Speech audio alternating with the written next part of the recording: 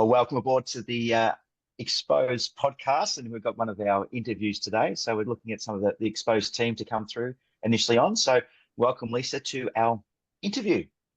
Cam.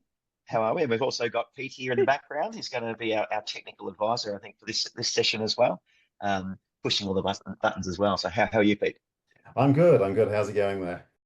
Yeah, very good. Very good. Bit wet over here in, I won't say sunny Melbourne, but it's dark and miserable, but that's what we get for winter. So to begin off, good English. To start off, Lisa, tell us a little bit about yourself. When did you start shooting? How did you start shooting? Concerts and live music as well. And what also best do you love about a live shoot? So I've been shooting for quite a long time. Always used to take a camera with me to gigs, so probably since late 80s. So I started professionally shooting bands, I would say 2013, that I started doing bigger gigs and working for big festivals and working for big teams. So yeah, that's sort of where I started there. Yeah. Are you doing any other sort of photography on the side? I know we've all got a bit of I do dabble in something else like sport. I do sport myself for quite a bit, but is there anything else that you have a strong interest in? Passion? Like, I love doing rockabilly festivals, and I do a lot of that. So I just recently did all the pin-up for the pin-up parade at Coolangatta. So nice. I did all the girls, the big setup shots. So I did the Pink Hotel with big, flash octoboxes and light stands and sort of like a big setup with the whole street sort of closed off. So that was a bit fun. Yeah. So I like doing big shoots. Well. Yeah. And was there music at the same time, that sort of festival? No. Or was it just the Oh yeah, there is music at the time, but that was just what I was employed to do with the festival. Oh, nice. Yeah. Okay. So what do you love best? I mean, it seems you get a bit of enjoyment from shooting the big festivals. So what do you love best about that live shoot, or why is it the festivals and the bigger events that you really enjoy? I think I love the unpredictability and capturing that moment. So something will never happen again, especially big festivals when there's so much going on. There's art and music and people and vibrancy and food. And I love capturing all of that so that people feel like they can be there in that moment at the festival with you. Yeah, definitely. So it's having that moment I had once going through the concert and I was taking a picture and I just had a little pocket camera and someone said, "Oh, watch the show." I said, "I am watching the show, but I'm capturing this moment because I want to capture this one. I'm not standing there the whole time filming it watching it through my phone, but I just want to capture those moments because you get the show, but you don't actually get that single moment that can bring back a memory of the whole show." Absolutely. I mean, and some of the big festivals, that unpredictability is amazing. So you might be standing 1 minute in the sunshine, next thing a storm comes over and there's mud going everywhere and people are sliding down a hill, and then the sun will come back out again, and that the things that can happen that you can actually capture is quite amazing. Yeah, and obviously there's not just the stuff on stage. I mean, you can turn around and, as you said, there's people falling over in the mud and all that type of thing as well. So that's right. How do you go with the long days? Like, I find that the festivals myself can be quite long, and then you go even longer when you've got to edit, 8 bands or whatever it may be as well. How do you find those festivals? And if they're 2 or 3 day festivals as well, what do you do to cope 3, with those? 4, 5, sometimes a week, like with Cooley Rocks on. I actually really, really enjoy it. So I think you've got to really pace yourself and have your gear organized. And that's a big one, making sure that you've got enough batteries, enough cards to accommodate for that whole time. So I'm lucky that I live fairly close by to a lot of the festivals that I do photograph, and I can come home and recharge and have a proper shower. Let's go. Yeah. Eat some food. But the ones you do stay at, you really got to make sure you're organized, and you just go. I think you sort of run on the energy that you feed on the energy at the festival. You just go until you go home. When you're sitting in front of the computer and start to edit, that's when you probably start to feel it in your bones.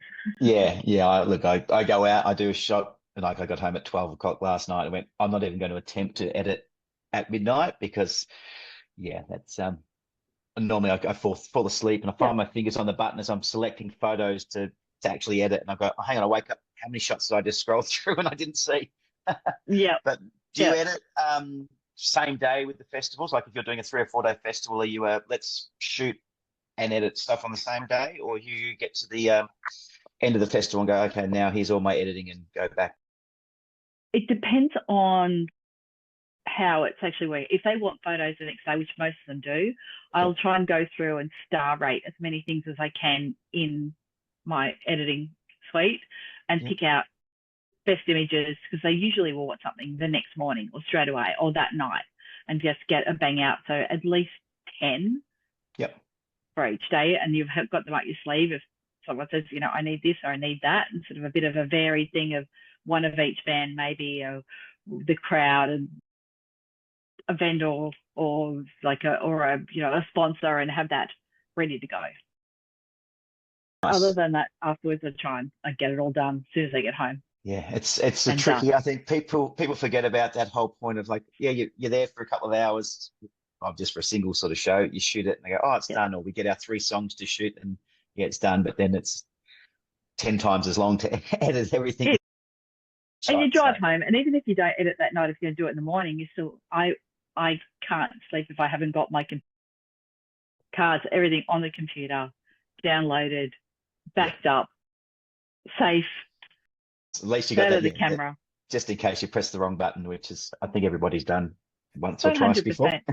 And I don't know how many festival photographers or music photographers haven't been driving home for a festival and thought, did I turn the camera off? Is this still in my bag turned on? And actually pull up on the side of the road just to check the gear, just to make sure, even though you've already done it 5 times already before you left.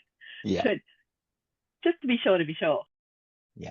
So what excites you most about that live music? Or what you said you ignited your passion back in 2013 or became professional, so to speak.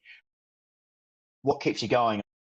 I mean, what's that, 12 years now sort of thing of being that it can get quite taxing and consuming, especially in those busy festival times and busy, coming up to the summer when all the international bands come through and that type of thing. What keeps you driving? What makes you really excited about shooting live photography, live music? I think I've also got a really big passion for music. I love to listen to the music as I'm photographing it. I love seeing bands. I think I'm already up to 184 bands for the year this year. Okay. So if I'm not photographing it, I'm there watching music. I love to watch it through the lens. I'm absorbing everything as I'm photographing it. And again, I love that moment that you can capture that it's not going to happen again. Yeah, so on Saturday night, I photographed some local bands. So Total Buzzkill, because I was at a metal gig. So there was 4 bands. That unpredictability, like a metal gig, can anything be thrown at you. Like they had literally 0 lighting because, unfortunately, we're losing another venue, and they're actually ripping the stage out, and there was no lights. And the lighting guy put a couple of red LEDs up that afternoon, so it was our favourite red lighting. yeah. So and that was kind of it, and there was some like backlighting right at the back, which kind of, if everyone was standing right at the back stage, you've got something. But you're really having to work hard for it, and trying to catch. You can see something happening that you really want to capture, changing settings in the moment. So you're always thinking about where you're placing, where people are on the stage, where's the best bit of lighting, how to get the most out of your camera, and bleed that last little bit of light and push your ISO about as far as you can possibly go. Yeah, exactly. So what's your best moment from shooting? So you're quite passionate. You like the challenge with it all, especially the little dingy red lit gigs don't scare you well. So, but what's your most exciting moment? Not just live music, but otherwise as well. And while you think of it, what's your best and what's your worst? So the most exciting moment, I reckon, probably would have been in the pit with Iggy Pop. So we've got a little bit of a picture for this one. yeah, that was actually Blues Fest, which was amazing. So he's jumped down off stage into the pit with us, dancing in the pit. So then he sort of starts to run towards me, and right at the other end you can see my my good friend Kira, who was on the other side. So she was shooting at me and I'm shooting at her at the other end. It was such a great experience. And so what gave you that, core memory, I suppose, or being that you want to, that comes to mind when you choose this shot? What is it that really stood out for you? For me, so it's not that it's a great shot. For me, it's the excitement. Like people say, I mean, it was Iggy Pop. Like, I mean, the godfather of rock and roll. He's just amazing, and actually to actually be there, like in the crowd, let alone as a photographer. Yeah. That was an amazing moment. I saw him back in the early 80s. So I think I had an old film camera back then, but I don't have any negatives from back then, sadly. Yeah. But yeah, like he was running towards us, like they're not perfectly framed. Everything is like happening really quickly. So he's rather swift on his feet when he's running towards you. Yeah, oh, quick, what am I going to do? The camera's here. It's like, oh, hang on, what's my back? Oh, hang on. Yeah. So as you can see, he's like jumped down off stage and he was running. Yeah.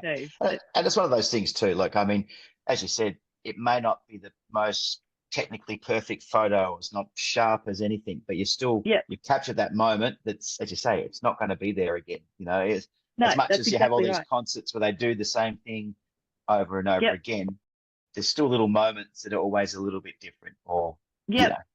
It's that unpredictability and just being ready for anything. So, I mean, I've also got probably 14 people around me. So you're not just sitting there by yourself. You've actually got a wall of photographers, all vying for that side. one position. Yeah. And you still want to try and get something a little bit different that's not exactly the same. That's right. So that's a great moment. So something's got to stand out as your worst moment. So tell us about that.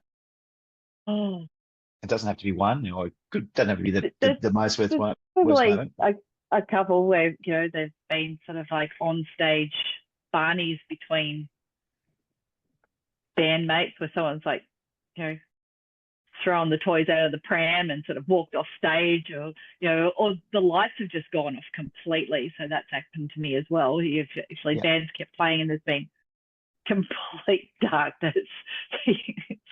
It's like not even any point putting up a camera because you're not going to get anything at all.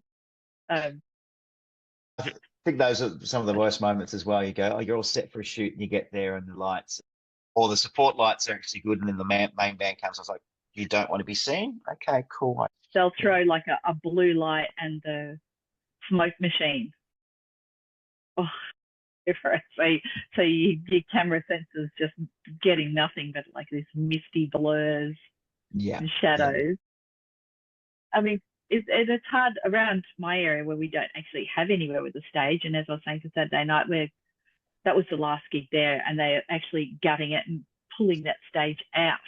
I mean, it's very rarely used anyway, but that was the last bastion. So everywhere we shoot is very low light. Yeah, can be very tricky at times. But on that note, we have some good photos of yours that have got plenty of light coming up. So if I'm going to get Mr. Producer in the background to bring up a few photos for us. And I want you to tell me a little bit about the shots that you've taken. And why we think they're sort of great shots, and what you really like about those shots as well. So I suppose this brings back a slight fun memory. So the Wiggles OG, that was actually at Splendor. Seeing 49,000 people all singing. Doing the fruit salad? The fruit salad to the Wiggles in the amphitheatre at Splendor was funny, amazing. It was really good, and just watching their faces of kids that have grown up with the Wiggles, it was their sort of era, and they went off. They really did. Yeah, I haven't seen them live as much as my eldest daughter grew up watching quite a bit of the Wiggles. I never had to go to the Wiggles, so I haven't seen them live, but I have heard interesting things about more their adult shows, I suppose. So that was the OG. Yeah, great moment to capture from that one. What's this we got here next? Who is Genesis this? Owusu. I think that was Falls. Yeah. Okay, yeah. And again, amazing to photograph. So energetic and arty, and the great lighting. And I just remember seeing this round circle and just going back and forwards in the pit, trying to line it up when he wasn't running, and trying to capture him in the middle of the circle. But yeah. People forget about that framing. Like as a photographer, you're always trying to frame while you're looking through the camera, but then capture the right shot, and then there's not a mic stand in the way, or someone else walks in front of you, and so forth. Also had lots of mist, so you're trying to get the wind blew enough away so you could get something a little sharper.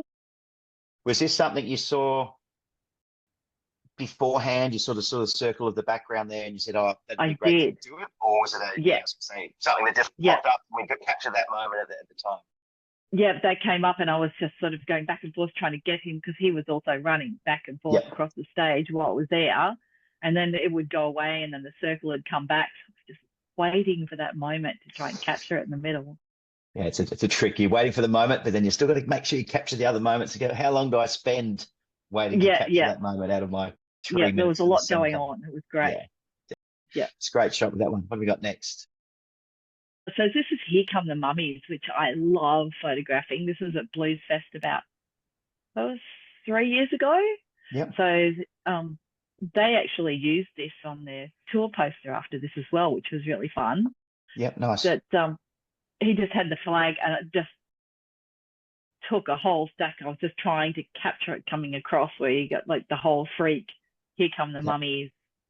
They're a fantastic band to watch and photograph.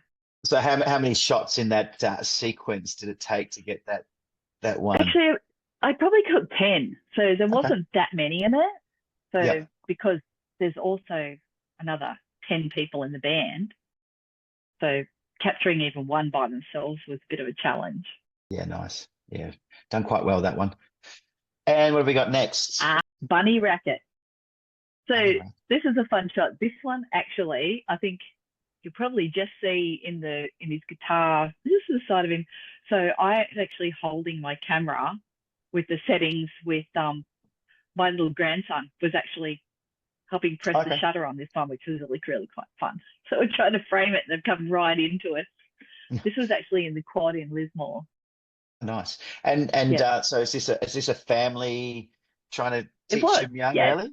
Yeah. So Bunny Racket, I mean, they've got members of quite big bands. So you got Hamish Rosser on drums.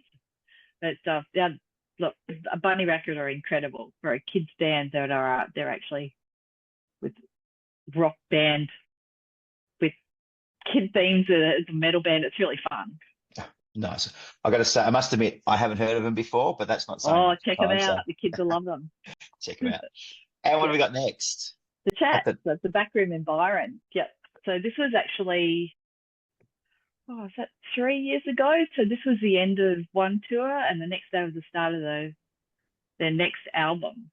So this was the last night of touring, and they're about to start touring the new album. They were going must off. Have been close around the time they played with Guns N' Roses. I'm pretty sure they supported Guns N' Roses when they were in Melbourne. Yep. No, it's a bit blurry. Yep. And they're always fun to shoot. This band, the Schizophrenics, is absolutely amazing to photograph, fantastic to listen to. They played in Bangalow at A&I Hall last year. Yep. And gee, wow, what a band. So with these guys here, like, you know the band, you've seen the band a few times. Yep. Is this something you knew that the guitarist does this sort of action all the time? Is that something you knew, or was it just? Well, I watched a bit before, but Schizophrenics I'd never seen them play. And when I heard they were playing in Bangalow, just down the road, like, amazing. He runs and jumps and runs across the stage. It's this completely insanely energetic show. Yeah, he was literally running and skidding along on his knees on the stage. Very fast, tricky to capture, fun. Yeah. It's one of those things. So, I mean, we talked about it just before we jump back to that one. Yeah. there is a microphone stand in that, but you don't notice it because you're still capturing that moment. I know we've had discussions on the podcast as well about going, oh, do we remove the microphone stand as a takeaway from the picture? Just one of those things that as a live music photographers, we've got to compete with the whole time, I suppose. Yeah.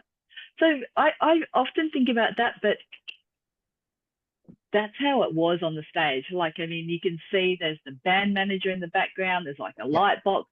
I could have removed heaps of it, but that was the moment, you know. So you can change things, but it's, I quite like leaving it as I shot it. Yeah, nice. And who do we have here? In Heart's Wake. That was probably, 8 years ago. The backroom in Byron. Yeah, so he's actually standing on a surfboard in. Is that what it is? Really fun. Okay, cool. Yeah, it's a great moment. Like, I mean, I know we always talk about, you don't want necessarily all these backlit shots, but when you get that one shot that stands out, the silhouette, and there's enough light at the front to sort of make out a bit. I mean, you're still missing some features, but I don't think you're missing the moment from what it was. No, that's right. And that was literally a moment, because it was, I think that was the only shot. Everything else was either off to the side and then falling off pretty much. Yeah. And look, promoting the camera, the other photographers, you've got someone on the right-hand side of the picture. There's that camera sticking out as well. So that's always good. Hopefully someone you know, and you can say, oh, I've got you. Yeah, absolutely. What else have we got there, Pete? And we talked about crowd shots before, so tell us a little bit about this one. So that's New Year's Eve Falls Festival. So that was, I reckon 2017, I think, with Splendor. So it's New Year's Eve.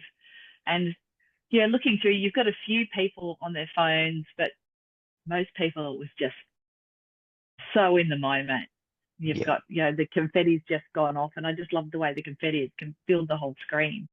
Absolutely. I'm going to jump in a little bit here, because the reason why I love this shot is that so often you can get crowd shots, but so much about photography is being in the moment and feeling like you're being there. And as soon as I saw this picture, it just drew me in. I thought, oh my God, that is fantastic. The look on that girl's face in the middle, everyone just, it's how a festival is. It's one of those in the moment shots. Yeah, it's great. It's New Year's Eve, and it was, I think Peking Duck was on stage, and it was just going off. All right, nice. What have we got here? All the way through, looking at your shots, Lisa, and as I was sort of like looking at a few to sort of like put up here, what I've noticed, what is so good about your photography, is your timing is absolutely impeccable every single time. Each one of these shots, you've hit it. I mean, you talk about catching the peak of the action. You seem to be the absolute master of that. Thank you. This one sort of just demonstrates it as well. It's a messy stage all over the place, but I was watching the light, and it looked like he had like a beam of light coming out his spine while he's hanging on the light. I was going to say something, but yeah. Yeah, that's it. So that was Battlesnake. Yeah. Okay. Lots of fun live. Yeah. The Gurgitator.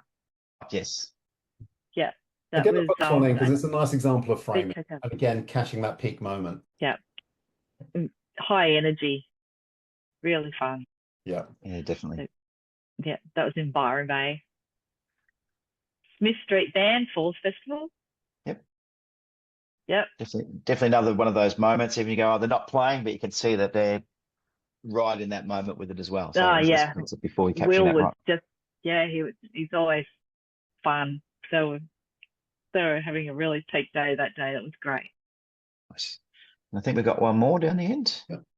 Yeah, the Bennies. The Bennies at Bangalow. So you can probably tell they're having a bit of a smoke on stage. I thought it was pyrotechnics. What are you talking about? Yeah, it could be pyrotechnics. Yes. Some good smoke effects going across the screen. Yeah, the Bennies are always good fun. They have a great time on stage.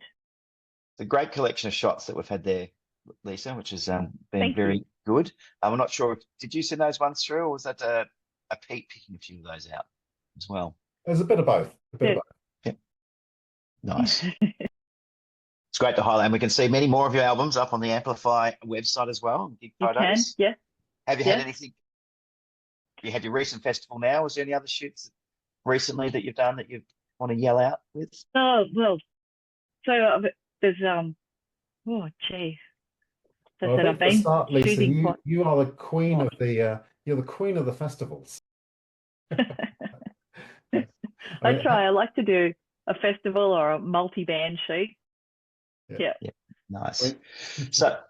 So when you're shooting, tell us about the three or a few of the main things that you look for when you're shooting, and to you, what makes a great shot? So I'm always looking for that. We've got a little bit of front lighting, but if you've got that key lighting behind, that can really make an image pop. Yep. But I'm always waiting for the chorus. So you wait. I like to watch. I like to know the songs they're going to play. I mean, it's always exciting when you don't know a band at all, but sometimes you get a feel for when things are going to happen. Yep. So it's when you know that they're about to go into the chorus and move, and the guitarists, and singers, everyone moves in together, and you can catch that dynamic shot, and just watching the characters between band members. But I think you've got to wait for the moment and be there up close to the action, and get right in there, so feeling what's going on, and you get a feel for when things will happen. So you talk a little bit about waiting. So I'm always curious to know. So in your 3 songs that might be 10 minutes or 15 minutes per band, and especially curious because you shoot festivals, so you're obviously shooting a lot of bands as well. Yep. How many sort of shots do you think you go through as an average? So because I feel like you wait a little bit, so I feel like you're quite selective. I don't put my camera on high speed shutter anymore.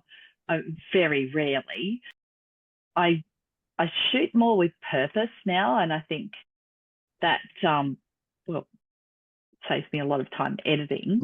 I was going to throw that one into It really does. So I'm a bit more selective about what I shoot, because I know. I think after a while you get a feeling for how many photos you need, so you don't overshoot. I mean, I could definitely say I have 100% overshot in the past, and you get home and you download it on the computer and you just go, oh no, what have I done? I've got to edit all these because there might be a diamond in the rough somewhere that I missed. Change something in there, some of the settings, and it's going to pop out at me. Yeah, that's right. But I think, I do shoot more like with purpose now, especially with festivals, because you've got limited time. You might have 3 songs that or sometimes even only 1 song or half a song sometimes, especially if you've got to run from one stage to another. So, and you've really got to be watching for something fun on the stage just in that short amount of time. Yeah. So sometimes it's tricky. Sometimes you don't always nail it. Yeah. So, because you have limited time and so forth, tell us a little about what sort of cameras you're using and what setup that you go with, especially at your live shoots. So I've got the R6 mirrorless Mark II. And that's a Canon, I love correct? The Canon, that's the Canon, that's right. Now Canon. I've always been in the Canon park. I quite like, I always have got my 24-70 and my 70-200, so I've got all my bases covered. I tend to. You're running two bodies at the same time? Always.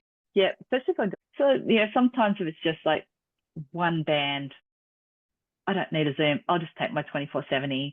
I've usually got my Sigma 35 1.4 in my bag, which is fantastic for when you've got very little light, or it catches. How do you find shooting with a prime lens as opposed to a zoom lens? I know I find if I go to shoot bands and I go, oh, hang on, I go to zoom and it's like, oh, the zoom's not there anymore. I've been doing a little bit with basketball at the moment. I've gone, just using my 85 and a 50mm just to mix it up. But I've got 40 minutes of time to take different pictures as opposed to 10 minutes and 3 songs. Well, sometimes I find them quite like as I say, like the 85 is great. My 1.8, or I've got my my 35 mil 1.4 in my bag, which are only quite light that I can throw on just if I need something a little bit extra. Yep. So I find my 85 so sharp as well. Same with my 135. It depends on the venue. It depends on my time. So if you're doing a festival and you're running back and forth, I'll just take the two camera bodies, the 24-70 and my zoom with the 7200.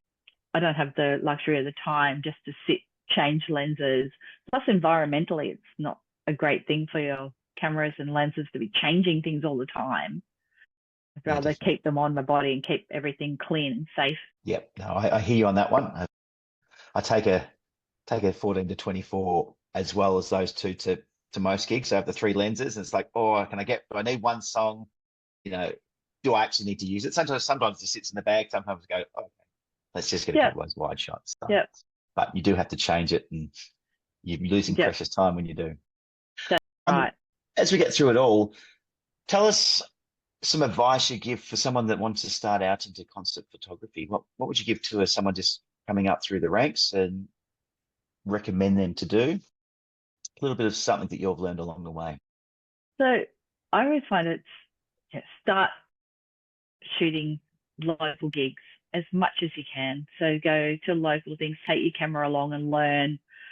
Start in, places that you've really got to, like they usually are, a little bit less light. So one of the best things someone has said to me was like, take your camera and just get in as close as you can and just watch those moments and start just capturing it. And then find when you go home to have a look at the screen, and it's like, just flick through your photos and it's like, one that grabs you, and then start talking to other music photographers or other people in the bands and ask what they like. Just get in and listen to music and watch music. One of the other things someone said to me when I first started was, if you're seeing a bigger band and you're going to go and photograph them, have a little bit of a look at their YouTube videos and their, anything they've got online to see, are they left-handed? Are they right-handed? Where do they stand near the microphone? So if you're going to stand on one side of the pit or the other side, you can sort of tell where you're going to be with the microphone, so it's not right across the face. So if you pick your sides and do a little bit of research in a band you're going to see, but that's all the stuff that's always helped me. And the other one was very interesting. So I think it's probably nearly 20 years ago that someone actually said to me, if you're shooting live music, sometimes I would, back many years ago, drop my speed down really low and just trying to get that extra light. But he just said to me, like, don't go below 320. That's your speed sweet spot. Stay there. And I still do that. Yeah. I don't drop below that. I don't like movement. Not in my photos. I know what you're saying. It's like, oh, hang on, it's a bit blurry.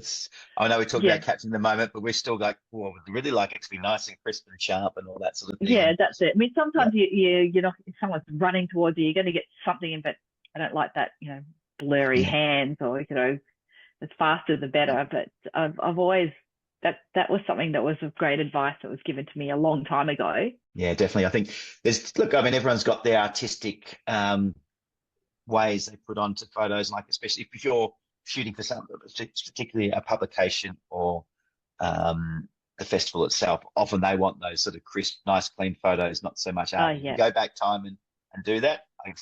There's some there that like go, oh, hang on, there's a little bit too much movement, or you don't see that at the gig. So it's just it's more an artwork as opposed to telling the actual story that was there. As a it's fact, not fiction type of thing, all that sort of thing. So thank you for your time on this evening. Thank you. It could be daytime when people are listening to this, but tonight it's an evening. I'm sure we'll see you more on the podcast as well, because you are one of our team members on the podcast. Where can we find you? Got something on your socials, website? Yeah. So Lisa G Photography on my Instagram and my Facebook page. I do have a website as well, which I'm continually updating with galleries and mostly a lot of all the local things that are happening around our area. Nice. We'll pop that up on the screen, possibly. I think we might be able to do a little bit of technical stuff and put a link to all the your websites and so forth as well. So thanks for your time. But the one thing we like to do at the end of this as well, you've already said what it is, but this is where we're going to start taking a tally of the different brands that everybody shoots with. And so obviously your preferred one is a Canon. Yep, I'm the Canon camp. Yeah. So at the moment, from a couple of interviews that we've done on the podcast, me being the other one, so it's now Nikon versus Canon at 1-1. So we're going to keep a running tally and see, just to see the variety of what people shoot with as well. So you might find there's quite a few, and I think there's a few other different brands that's going to pop up. Yeah, absolutely there is. Yeah. Just a bit of a tally. So thank you for your time tonight. Thank you, Pete, for your producing skills in the background. And no worries. We'll see everybody on the podcast, probably continue on as this one's being slotted in or at the next one. Cheers. Thanks, Cam. Bye. Thanks a lot, Lisa. No worries.